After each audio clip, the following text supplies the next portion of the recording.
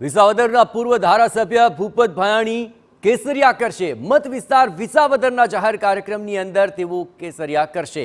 પ્રદેશ પ્રમુખ પાટીલ અને સીએમ પટેલની હાજરીમાં તેઓ ભગવો ધારણ કરી શકે છે।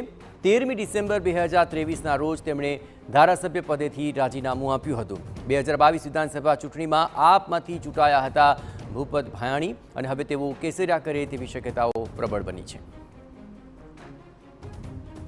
तो आखिर तमाम बाद अन्य नेताओं पण शुं भाजपमां जोड़ाशे के केम ते पण एक तर्क वितर्क शरू थया हता। पण भूपत भायाणी जे डिसेम्बरनी अंदर आखिर आपमांथी राजीनामुं आप्युं अने त्यारबाद हवे भाजपमां जोड़ाशे तेवा स्पष्ट संकेत मळी रह्या छे। वधु विगते वात करवा जोड़ाई रह्या छे टीवी नाइन संवाददाता किंजल आखिर शुं कार्यक्रम रहेशे तेमना केसरिया धारण करवानो, केवी छे प्रबळ शक्यताओ?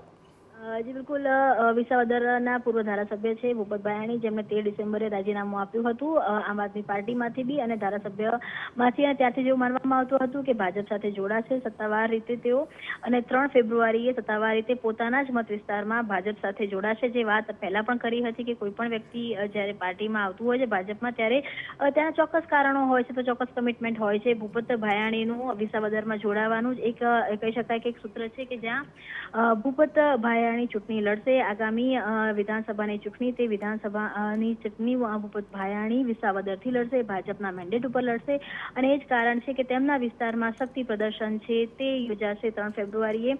અત્યારે જે પ્રમાણની તૈયારીઓ છે તે પ્રમાણે ભાજપ પ્રદેશ પ્રમુખ સી આર પાટીલ, તેની સાથે જ મુખ્યપ્રધાન ભૂપેન્દ્ર પટેલની હાજરીમાં શક્તિ પ્રદર્શન સાથે ભૂપત ભાયાણી ભાજપમાં જોડાશે, કેસરિયો ધારણ કરશે। આભાર કિંજલ, તમામ ગતિવિધિઓ પર આપ નજર રાખતા રહેજો। તો આખરે લોકસભાનું પ્રલોભન હોઈ શકે અને તે એક કમિટમેન્ટને લઈને પણ તેઓ આખરે ભાજપમાં જોડાઈ રહ્યા હોય તેને લઈને શક્તિ પ્રદર્શન પણ યોજાયું હતું, જેને લઈને છે આ તર્ક વિતર્ક।